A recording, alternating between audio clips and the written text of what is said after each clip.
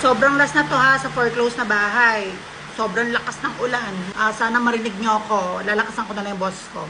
Sabi ni Sir Boom, alam nyo sa ibang bansa, yung mga foreclosed na bahay na binibenta ng bangko, then may nakabili, may sariling lawyer sila para tulungan yung nakabili, paalisin kung may nakatira pa.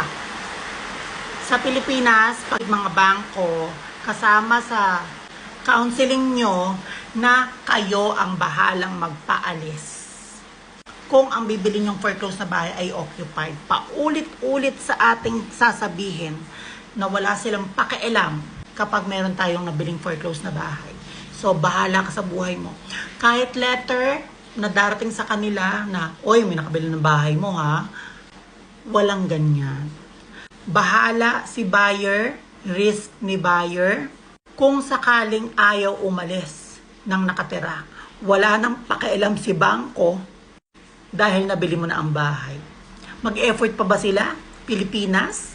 Magbabayad pa ba sila ng attorney? Tutulungan pa ba tayo? Di ba hindi na? Kaya sobrang risk. Pag bibili ka ng foreclosed na bahay at nasa Pilipinas ka.